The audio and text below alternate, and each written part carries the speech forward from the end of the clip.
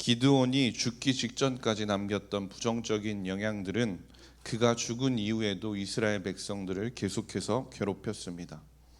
그가 남긴 부정적인 영향들로 인해서 사사기의 전반적인 흐름은 하락세로 바뀌기 시작했고 이스라엘은 하나님으로부터 계속 멀어지기 시작했습니다. 엎친 데 덮친 격으로 이스라엘은 기드온의 아들이었던 아비멜렉으로 인해서 다시 한번 큰 타격을 받게 되는데요. 왕이 되지 않겠다고 스스로 말을 했음에도 불구하고 죽기 직전까지 왕처럼 행세했던 그 아버지의 모습에 영향을 받아서인지 아비멜렉은 스스로 왕이 되고자 했다라는 것이죠. 아비멜렉은 자신이 스스로 왕이 되고자 했고 세겜 사람들과 연합하였습니다. 그는 자신의 욕망을 채우기 위해 자신이 왕이 되고자 하는 그 마음을 채우기 위해서 칼을 들었고 형제들을 몰살시켰습니다. 그 정도로 아비멜렉은 포악하고 야욕에 눈이 멀어 있던 사람이었다는 것이죠. 세겜 사람들은 이런 아비멜렉을 지원했고 아비멜렉은 그의 바람대로 왕이 되었습니다. 사사기 9장 5절인데요. 오브라에 있는 그의 아버지의 집으로 가서 여룻바알의 아들 곧 자기 형제 70명을 한 바위 위에서 죽였을 때 다만 여룻바알의 막내 아들 요담은 스스로 숨었으므로 남으니라 라고 말씀하고 있습니다. 그는 자신의 형제 70명을 한 번에 몰살할 만큼 왕이 되고자 하는 욕망에 사로잡혀 있었다라는 것이죠. 자신의 형제들을 죽이면서까지 스스로 권력을 거머쥔 이 아비멜렉은 계속해서 자신이 스스로 승승장구할 것 같았습니다.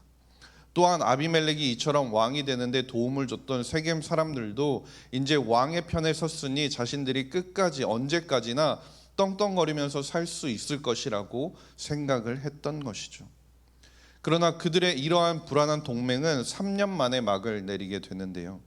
그것은 하나님께서 그들을 그대로 두시지 않았기 때문입니다. 이에 대해서 사사기 9장 23절에 이렇게 말씀하는데요. 하나님이 아비멜렉과 세겜 사람들 사이에 악한 영을 보내심에 세겜 사람들이 아비멜렉을 배반하였으니 라고 말씀합니다. 언제까지 동맹 관계가 유지될 것 같은 그런 관계 속에서 세겜과 데베스가 아비멜렉을 배반하게 된 것입니다. 이에 아비멜렉은 분노하게 되고 아비멜렉은 세겜의 성읍을 초토화시키게 됩니다. 또한 그거에서 멈추지 않고 세겜 망대로 피한 사람들까지 쫓아가서 그 망대에 불을 질렀고 1000명의 사람들을 죽이게 됩니다. 아비멜렉의 분노와 폭력은 이 정도에서 멈추지 않았습니다. 그는 세겜에게 복수한 후 데베스에게도 똑같이 복수하기 위해 찾아가죠. 세겜 사람들이 어떤 일을 당했는지 이미 들었던 데베스 사람들은 자신의 망대 가운데로 피해서 문을 걸어 잠그고 그 망대 꼭대기로 올라가서 살기 위해서 발버둥치기 시작합니다. 그런데 아비멜렉은 그 망대까지도 쫓아가서 공격하기 시작했고 그 망대도 세겜 사람들을 죽였던 것처럼 불태워서 그 망대에 있는 사람들을 다 죽이고자 했습니다. 그래서 가장 먼저 앞장서서 그 망대를 공격했고 아비멜렉이 서 있던 위치가 공교롭게도 그 망대를 들어가는 입구였다라는 것이죠. 그런데 여기서 우연히 한 가지 일이 일어나게 되는데요. 사사기 9장 53절을 보면 한 여인이 맷돌 윗짝을 아비멜렉의 머리 위에 내려던져 그의 두개골을 깨뜨리니 라고 말씀하고 있습니다. 한 여인이 나타나는데 그 사람이 우연히 맷돌을 가지고 있었다라는 것이죠. 그런데 그 맷돌을 가지고 어디 있었냐면 우연히도 그 망대, 사람들이 모두 다 피해서 가장 혼잡한 그 망대의 꼭대기에 그 맷돌을 들고 있었다라는 겁니다. 게다가 또 우연히도 어떤 상황이냐면 그 망대 위에서 맷돌을 들고 있는데 망대의 출입구 위쪽, 즉 아비멜렉이 서 있던 곳에서 정확하게 위쪽에 그 여인이 그것을 들고 서 있었다라는 것입니다. 게다가 그녀가 그 맷돌을 던지자 그것이 빗맞지도 않았다라는 것이죠. 우연히도 정확하게 아비멜렉을 맞추게 된 것입니다.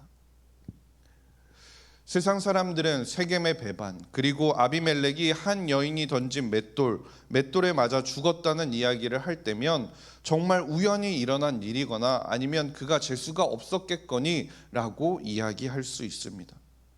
왜냐하면 일반적으로 세상 사람들은 강한 군사력을 가진 사람이, 그리고 더 큰 권세를 가진 사람이, 더 많은 돈을 가진 사람이 그렇지 못한 사람들을 이기는 것이 당연한 것이라고 생각을 하기 때문이죠. 그것이 세상에서 말하는 일반적인 법칙이기 때문입니다. 그러나 하나님은 세상 사람들이 말하는 그 일반적인 법칙을 거스르는 역설적인 방법으로 일하실 때가 훨씬 더 많다라는 것입니다. 약한 자를 들어 하나님의 뜻을 이루어 가시며 교만한 자를 부끄럽게 하시는 것이 하나님의 방법이라는 것이죠. 결국 이런 역설적인 상황들, 세상의 일반적인 법칙들이 아닌 우리가 알지도 못하고 우리가 이해가 되지 않고 어떻게 저런 일이 일어날 수 있을까라고 생각되는 그 일들을 통해 하나님께서 세상을 주관하신다라는 것은 결국 하나님께서 모든 상황을 통제하시고 완벽하게 다스리고 계신다는 것을 우리에게 보여주는 것입니다. 그리고 이것을 우리는 하나님의 섭리하심이라고 말하는 것이죠. 이 하나님의 섭리라는 것은 일반적인 세상의 법칙으로 이루어져 있는 것이 아닙니다.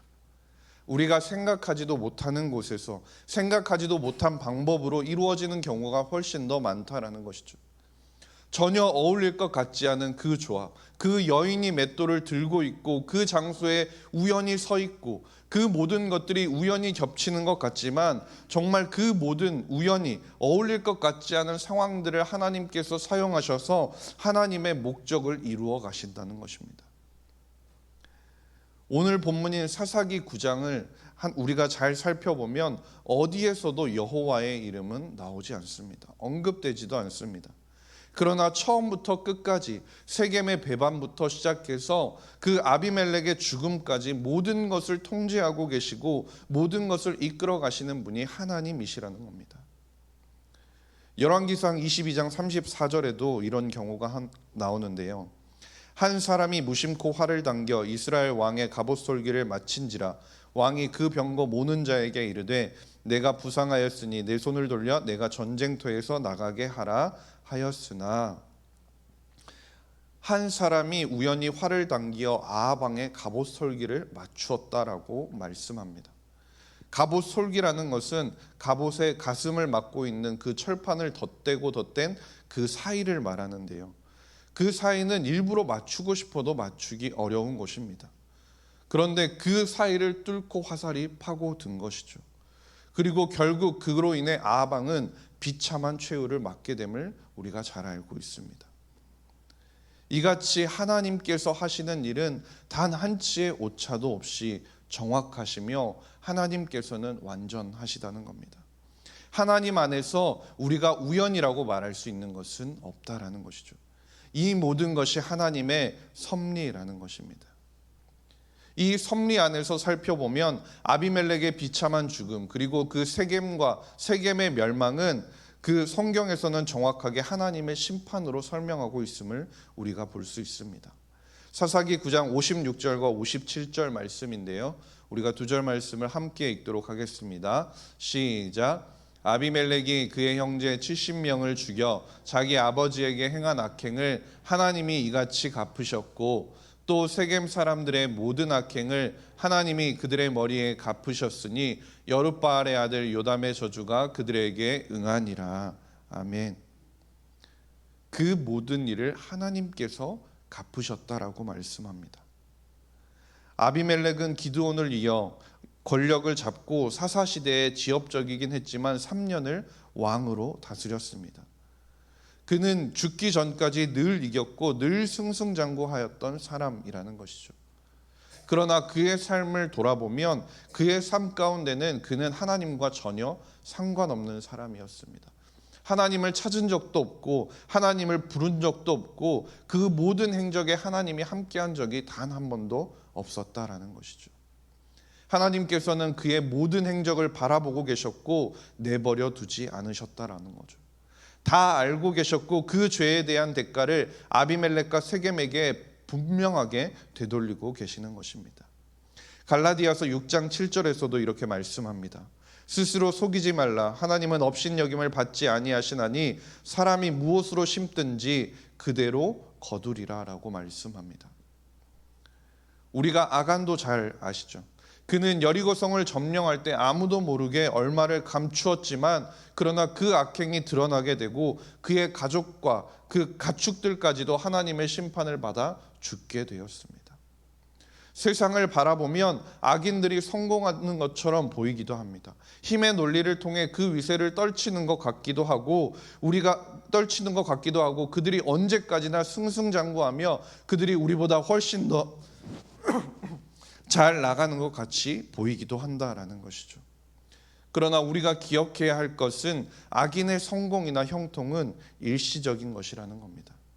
세상 사람들은 자신들이 가진 능력, 지혜, 기술을 통해서 사람의 힘으로 이 땅 가운데 문제를 해결하고 자신 앞에 놓여 있는 문제들을 해결하고 자신들의 성공과 성취를 위해 노력하면 그것이 된다라는 희망을 제시합니다. 살 길을 찾고 그것들을 통해서 자신들만의 성을 구축하고 자신들이 그 성 가운데 왕이 되어서 살아간다라는 것이죠. 그러나 하나님께서 오늘 아비멜렉과 세겜 사람들의 최후를 통해서 무엇을 보여주십니까? 그 모든 것이 하나님의 심판 앞에 아무것도 아님을 보여주신다는 것이죠.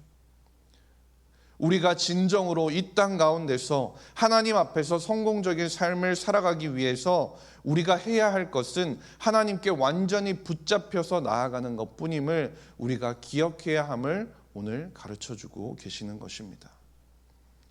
하나님의 말씀을 따라서 섭리하시는 그 하나님을 의지하며 살아가는 것이 가장 복된 인생이라는 것을 우리에게 가르쳐 주시는 것이죠.